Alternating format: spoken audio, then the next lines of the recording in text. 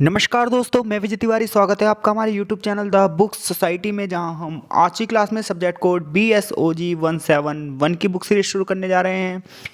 जहां हमारी किताब का नाम होगा भारतीय समाज, छवियां और वास्तविकताएं।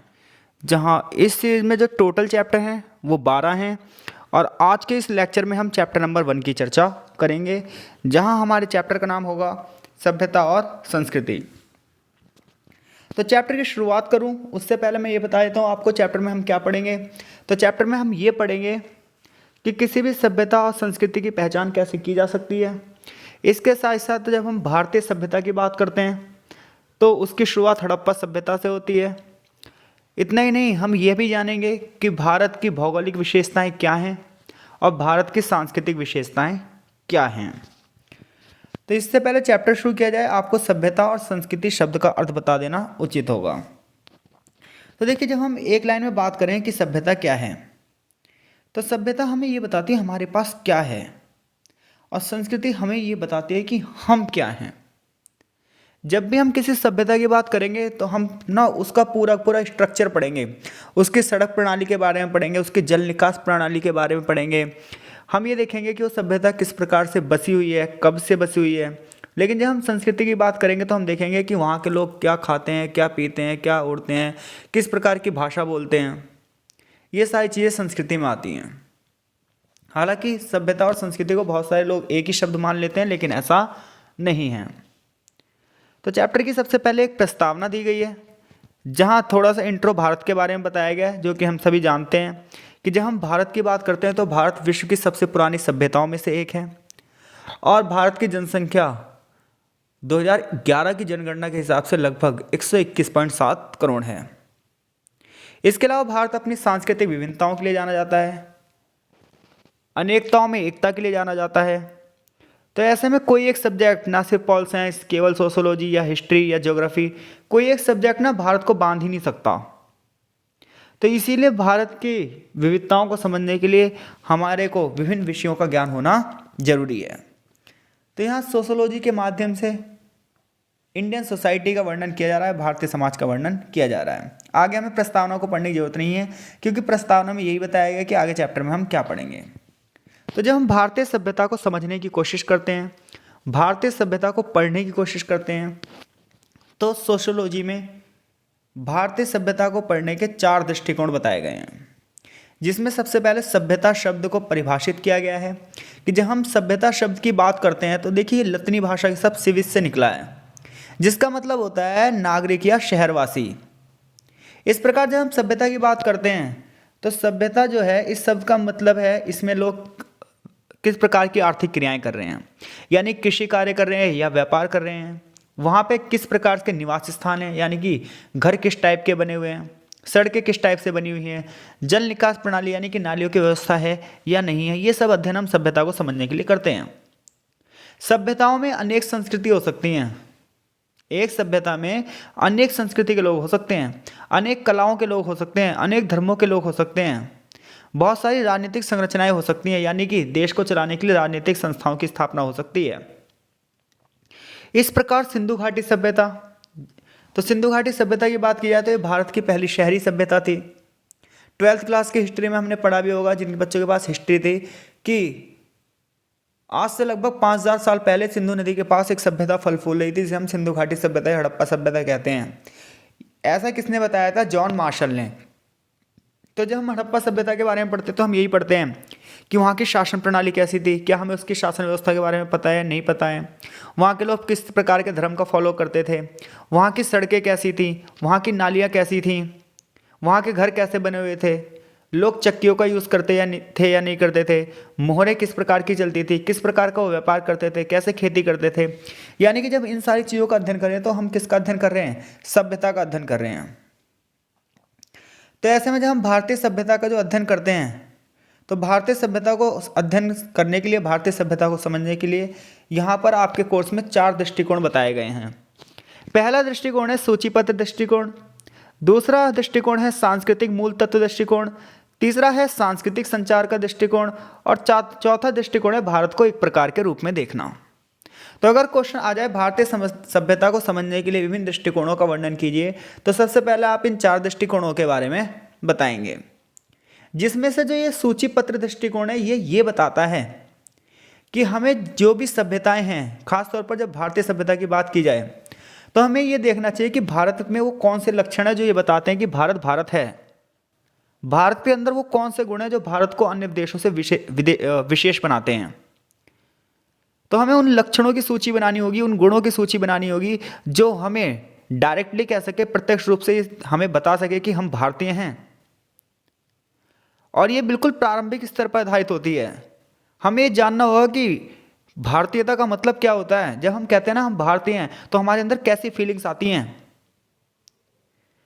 तो जो ये सूचीपत्र दृष्टिकोण है, ये दृष्टिकोण हमें ये बताता है कि हमारे देश के क्या लक्षण हैं, हमारे देश में कौन कौन से संस्थान हैं, हमारे देश के कौन कौन से गुण हैं। इन सब की हमें सूची बनानी चाहिए जो कि निश्चित रूप से भारतीय हो। किस चीज़ में हम अन्य लोगों से भिन्न हैं, किस चीज़ से लोगों से हमारा अंतर है, ये सारी चीज़ें हमें उन आंकड़ों से ही पता चलेगी जिन आंकड़ों की हम सूची बनाएंगे। भारत और इसकी जनसंख्या में क्या विविधताएं हैं, क्या भौगोलिक विविधताएं हैं, यानी कि जब हम उत्तर में देखते हैं तो हिमालय दिखता है, दक्षिण में जाते हैं तो प्रायद्वीपीय भारत है जो तीनों तरफ से समुद्र से घिरा है। इसके पर्यावरण की बात की जाती है, इसके क्षेत्रीय वर्ग और धार्मिक भिन्नताओं की बात की जाती है। यह दृष्टिकोण इस चीज़ पर जोर देता है कि हमारे लक्षण क्या हैं, हमारे गुण क्या हैं। तो सूचीपत्र दृष्टिकोण आई होप सो आप समझ गए होंगे। यानी कि सूचीपत्र दृष्टिकोण ये कहता है कि हमें भारतीयता के लक्षणों की पहचान करके उनकी सूची बनानी चाहिए, हमें भारतीयता के गुण की पहचान करके उनकी सूची बनानी चाहिए, ताकि हम ये गर्व से कह सकें कि किस प्रकार से हम अन्य देशों से अलग हैं, किस प्रकार से हम भारतीय हैं, वो कौन सी चीज़ें हैं जो हमें भारतीय होने का एहसास दिलाती हैं। जैसे देखिए, हमारा एक तिरंगा है, हमारे देश का एक राष्ट्रगान है, हमारे देश का एक राष्ट्रगीत है, हमारे देश की कुछ सीमाएं हैं, हमारे देश की अपनी एक भाषा है, अलग संस्कृति है। ये सब चीज़ें क्या हैं? ये सब चीज़ें तो बताती हैं हम इंडियंस हैं। अब देखो, दूसरा है दृष्टिकोण सांस्कृतिक मूल तत्व दृष्टिकोण या फिर सांस्कृतिक सार का अध्ययन। इसमें ये देखते हैं हम, अब देखो भारत के बारे में कहा जाता है कि भारत विभिन्न संस्कृतियों वाला देश है, लेकिन फिर भी हमारी संस्कृति का कोई सार तो है, कहीं से उत्पत्ति तो है। तो जब भारत की शुरुआत देखते हैं तभी से हमारी संस्कृति की भी शुरुआत हो जाती है। जब हम बात करते हैं, जो हमारी संस्कृति है ना, यही हमें सच्चे अर्थों में बताती है कि हम भारतीय हैं, क्योंकि पूरी दुनिया में सबसे अच्छी संस्कृति, सबसे अलग संस्कृति हमारे देश की है, जिसे हम ना आंकड़ों में नहीं नाप सकते। और हमारा सार क्या है? जब हम भारत की बात करते हैं, भारत को कुछ शब्दों में बांधते हैं, तो क्या सार निकलता है? भारत का सार ये निकलता है, भारत की समरी ये निकलती है, अनेकता में एकता है हमारे यहाँ। लोग टॉलरेंस और भाईचारे में विश्वास करते हैं, यानी कि सहिष्णुता और भाईचारे में विश्वास करते हैं। इसके साथ साथ धार्मिक और ईश्वर के आदर के रूप में समझा जाता है यहाँ पर। और सबसे बड़ी बात है लोगों का चरित्र, इस पर जोर दिया जाता है, व्यक्ति की निष्ठा और ईमानदारी पर बल दिया जाता है। यही हमारी संस्कृति का सार अध्ययन। अगर कोई हमें कहे कि अपनी संस्कृति डिफाइन कीजिए, तो हम कहेंगे भारतीय संस्कृति है अनेकता में यहाँ पर एकता है, विभिन्न ईश्वरों की उपासना है, विभिन्न धर्मों का आदर है, लोगों में भाईचारा है, टॉलरेंस है यानी कि सहिष्णुता है, लोक चरित्र पर बल दिया जाता है, और सबसे बड़ी बात व्यक्ति की निष्ठा और ईमानदारी की यहाँ पर पूजा की जाती है। यही हमारी संस्कृति का सार है। तीसरा दृष्टिकोण है सांस्कृतिक संचार का अध्ययन।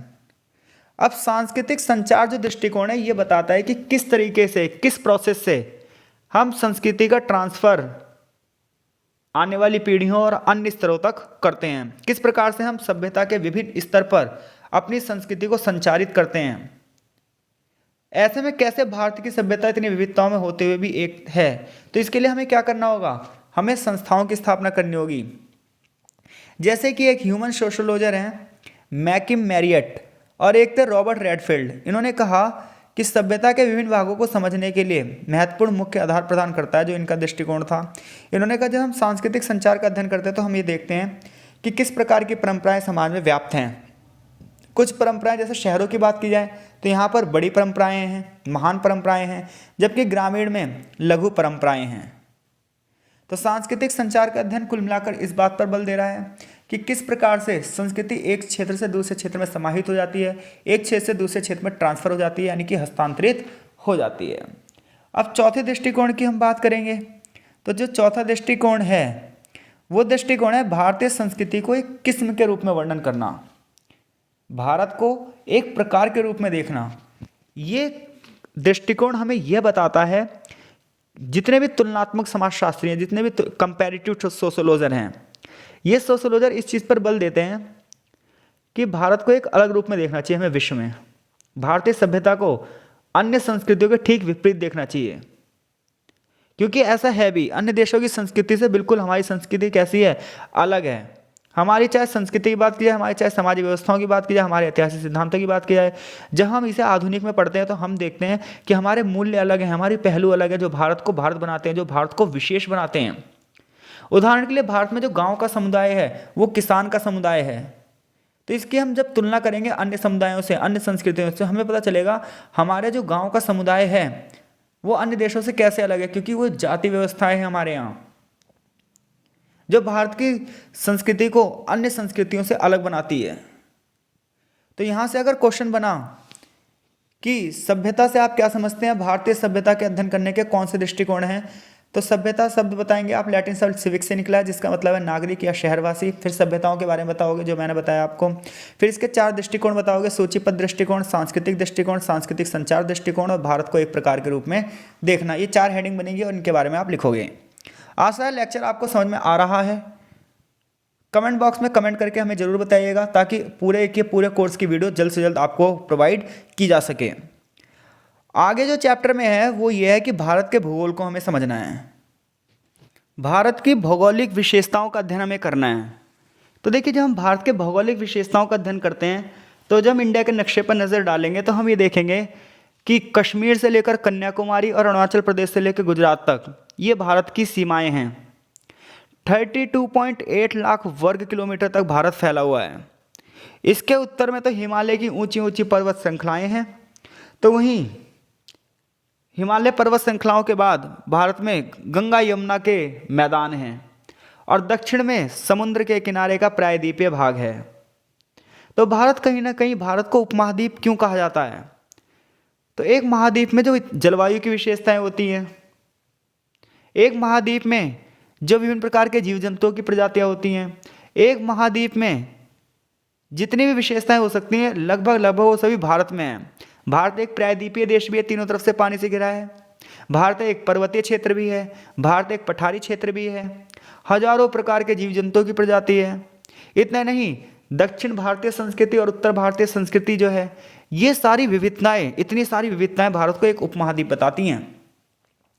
ऐसे में कोहेन ने भारत में 3 क्षेत्रों की सूची बनाई है, जिसके अंतर्गत उसने भारत को विभाजित किया है, जिसमें से पहला क्षेत्र है बारहमासी क्षेत्र, दूसरा है मार्ग क्षेत्र और तीसरा है एकांत सापेक्ष क्षेत्र। अब देखिए, बारहमासी क्षेत्र वो है जो उपजाऊ नदियों के घाटी है, नदियों द्वारा जो बहाकर मिट्टी लाई जाती है उसे डेल्टा मैदान कहते हैं भाई। और ये डेल्टा ना बहुत ज़्यादा उपजाऊ होते हैं। ऐसे में जितने भी उपजाऊ मैदान है ये बारहमासी नदियों द्वारा ही बने हैं। यानी कि बारहमासी नदियाँ वो नदियाँ होती हैं जिनमें 12 महीने, वर्ष के 12 महीने पानी रहता है। ऐसी नदियों को बारहमासी नदियाँ कहते हैं। और हम सभी को पता है हमारे यहाँ 3 नदी तंत्र हैं, एक सिंधु नदी तंत्र, एक गंगा नदी तंत्र और एक ब्रह्मपुत्र नदी तंत्र, जिनके मैदानों पर जो बड़े पैमाने पर जनसंख्या निवास करती है, क्योंकि प्राचीन काल में मनुष्य वहाँ निवास करता था जहाँ नदियाँ थीं। कारण था कि नदियों से उसे पानी भी प्राप्त होता था और वहाँ जो मैदान बनते थे वो बड़े उपजाऊ होते थे, क्योंकि प्राथमिक क्रियाकलापों पर ही मनुष्य निर्भर था, कृषि पर ही निर्भर था। ऐसे में सारी सारी बस्तियाँ वहीं पर बन गई जहाँ पर उपजाऊ मैदान थे। तो ऐसे में यहाँ पर यही बताया गया है कि बारहमासी क्षेत्र उपजाऊ नदियों की घाटी थी, यहाँ पर डेल्टा था। ऐतिहासिक रूप से मनुष्य का निवास स्थान यहीं पर बसता गया। ऐसे में जनसंख्या बढ़ती चली गई और लोगों के क्रियाकलाप भी यहीं पर होने लगे, कृषि होने लगी, व्यापार होने लगा, हस्तशिल्प होने लगा। तो ऐसे में बारहमासी क्षेत्रों को भी 2 भागों में बांटा गया है, एक उत्तर और एक दक्षिण। जब हम उत्तर की बात करते हैं तो उत्तर भारत में पेशावर, जो कि पेशावर अब पाकिस्तान में है, वहाँ पर एक क्षेत्र था गांधार, ये भी अब पाकिस्तान में है। इसी प्रकार से सतलुज, यमुना नदी का दोआब, गंगा यमुना नदी का जो दोआब था, यहाँ पर बहुत तगड़ी सभ्यता बसी, यहाँ पर बहुत ज़्यादा जनसंख्या बसी, क्योंकि यहाँ की जलवायु भी मनुष्य के अनुकूल थी। और यहाँ पर अगर हम उत्तर प्रदेश, बंगाल, सौराष्ट्र, गुजरात के इन क्षेत्रों की बात करें तो बड़े पैमाने पर लोग भाषाओं से तो बटे हुए होंगे, लेकिन बसे किसकी वजह से हैं, वो गंगा यमुना के दोआब की वजह से हैं, सिंधु नदी की वजह से हैं, ब्रह्मपुत्र नदी की वजह से है, क्योंकि यहाँ से बड़े पैमाने पर कृषि भी हो सकती थी और कृषि से रिलेटेड जितने भी व्यापार थे वो भी हो सकते थे। इसी प्रकार से पांचाल, कन्नौज, पानीपत, दिल्ली, आगरा ये सब राजनीतिक शहर थे। कौशल आज का केंद्रीय उत्तर प्रदेश, बंगाल, सौराष्ट्र, गुजरात ये सब केंद्रीय क्षेत्रों के उदाहरण हैं। अब हम साउथ इंडिया की जब बात करते हैं, दक्षिणी भारत की बात करते हैं, तो आंध्र प्रदेश, तमिलनाडु, केरल, महाराष्ट्र, मैसूर ये सब। आंध्र प्रदेश की जब बात की जाती है तो यहाँ के लोग तेलुगु भाषा बोलते हैं। यहाँ पर बड़े पैमाने पर जो कृषि होती है उसका कारण है यहाँ पर गोदावरी नदी का होना, कृष्णा नदी का होना। तो गोदावरी नदी के जो मैदान है, कृष्णा नदी के जो मैदान है, ये बहुत उपजाऊ हैं। ऐसे में वहाँ पर सभ्यताएं बसी। और सबसे बड़ी बात है कि जब हम साउथ इंडिया का इतिहास पढ़ते हैं तो यहाँ पर जो पांड्य राजा थे, चोल राजा थे, इन राजाओं ने इस क्षेत्र के विकास में एक बहुत बड़ा योगदान दिया है। इसी प्रकार से महाराष्ट्र में बात करें तो मराठी बोलते हैं लोग। मैसूर की बात करें तो वहाँ कुछ लोग कन्नड़ बोलते हैं। यहाँ पर बड़े पैमाने पर खेती भी होती है तो कई बार सूखा भी पड़ जाता है। तो अगर बारहमासी क्षेत्र की विशेषताएं आए तो आई होप सो आप कर देंगे। अब हम बात करते हैं कि मार्ग क्षेत्र क्या है। तो जब हम मालवा का पठार पढ़ते हैं ना, मालवा क्षेत्र की बात करते हैं, जो कि उत्तर भारत को दक्षिण से जोड़ता है, यानी कि साउथ इंडिया को नॉर्थ इंडिया से जोड़ता है। कौन? मालवा का पठार। इसी क्षेत्र को हम मार्ग क्षेत्र कहते हैं। ये अरावली की पहाड़ियों के पास स्थित है और ये एक अर्धशुष्क इलाका है। तीसरा क्षेत्र जो है वो सापेक्ष एकांत क्षेत्र है। जितने भी पहाड़ी दुर्गम इलाके हैं जहाँ पर मनुष्य का बसना थोड़ा सा मुश्किल होता है, वो सारे क्षेत्र एकांत क्षेत्र कहलाते हैं। तो सापेक्ष एकांत क्षेत्र ऐसे हैं जहाँ पर मनुष्य ज़्यादा निवास नहीं कर पाया। कारण ये था कि वहाँ पर गृह निर्माण नहीं हो सकता था, कृषि नहीं हो सकती थी। जैसे कि लद्दाख की बर्फीली जितनी भी चोटियाँ, वहाँ पर रहना क्या हमारे लिए आसान है? वहाँ की जलवायु क्या हमारे लायक है? तो ऐसे क्षेत्र जहाँ पर हम बस नहीं सकते, वो सारे क्षेत्र क्या होंगे? सापेक्ष क्षेत्र होंगे। देश के उत्तरी भाग की अगर विशेषताएं बात की जाए तो देश का पूरा उत्तरी भाग हिमालय पर्वत के अधीन है। पर्वत की ऊंची ऊंची चोटियाँ हैं। बालूचिस्तान और अफगानिस्तान का क्षेत्र है यहाँ पर, और बहुत सारी जनजातियाँ यहाँ पर रहती है और बहुत से लोग इस्लामिक धर्म को मानते हैं। इसी प्रकार से गिलगिट और जम्मू कश्मीर की बात की जाए, इसी प्रकार से हिमालय के आसपास नेपाल, भूटान और सिक्किम की बात की जाए, ब्रह्मपुत्र नदी असम से प्रवेश करती है। उत्तर पूर्व का पहाड़ी और जंगली बाग बर्मा, जो कि आज म्यांमार के नाम से जाना जाता है। इसी प्रकार से राजपुताना, मारवाड़, उत्तर पश्चिम भारत का ये सब एकांत भाग है। तो अगर क्वेश्चन आता है भारत की भौगोलिक विशेषताओं का वर्णन कीजिए, तो भारत की भौगोलिक विशेषताओं का वर्णन करते हुए भारत को आप कितने भागों में बांटोगे? 3। बारहमासी क्षेत्रों के बारे में खुलकर बताओगे। मार्ग क्षेत्र सिर्फ उत्तर और दक्षिण को जोड़ रहा है, जिसमें मालवा का पठार है। और फिर आप सापेक्ष एकांत क्षेत्र बताओगे, जिसमें आप पहाड़ों का वर्णन करोगे। आगे चैप्टर में भारत की संरचनात्मक और सांस्कृतिक दृष्टिकोण की बात की गई है, जहाँ ये बताया गया जब हम भारतीय सभ्यता की बात करते हैं तो भारत की सभ्यता हमारे इतिहास से बहुत ज़्यादा प्रभावित है। जब हम भारतीय इतिहास पर नज़र दौड़ाते हैं तो हमें ये दिखाई देता है कि किस प्रकार से भारत की धार्मिक व्यवस्थाएं, किस प्रकार की भारत की आर्थिक व्यवस्थाएं, किस प्रकार से भारत की राजनीतिक व्यवस्थाएं ने भारतीय संस्कृति को बांधा है, भारतीय संस्कृति में विभिन्नताएं पैदा करी हैं, भारत की सामाजिक संरचना के निर्माण में एक महत्वपूर्ण योगदान दिया है। जब हम सामाजिक संरचना की बात करते हैं तो हम ये देखते हैं कि समाज किस स्तर में बटा हुआ है। तो जब हम भारतीय समाज की बात करते हैं तो शुरुआत में भारत हिंदुत्व में था, विभिन्न जातियों की प्रधानता थी, वर्ण व्यवस्था थी, लेकिन आगे चलकर विभिन्न धर्मों को इसमें आत्मसात किया गया। भारत पर बहुत सारे आक्रमण हुए और बहुत सारे आक्रमणकारी यहाँ पर आकर बस गए। जब ये आक्रमणकारी यहाँ पर आकर बस गए तो भारत में इतनी ज़्यादा टॉलरेंस थी, इतनी ज़्यादा सहिष्णुता थी, इतनी ज़्यादा सहनशीलता थी कि भारत ने नए नए धर्मों को भी अपने अंदर आत्मसात किया, अपने अंदर शामिल किया। जब हम पुराण का अध्ययन करते हैं, धार्मिक अतीत की ओर देखते हैं, तो हमें वहाँ से राजनीतिक व्यवस्थाओं के बारे में भी पता चलता है। हमें ये पता चलता है कि उस समय की राजनीतिक व्यवस्था कैसी थी, शासन किस प्रकार से चलाया जाता था, किस प्रकार से संबंधों को स्थापित किया जाता था। ये सब चीज़ें अगर हम भारतीय इतिहास का अध्ययन करते हैं तो भारतीय सभ्यता के बारे में जानते हैं। इससे हमें ये पता चलता है कि भारत कोई एकलवादी राष्ट्र नहीं था, बल्कि भारत तो विविधताओं भरा शुरुआत से ही था। भारतीय जनसंख्या में विविधताएं हमेशा रहीं। सांस्कृतिक रूप से भारतीय सभ्यता हमेशा उच्च स्तर पर विभाजित थी।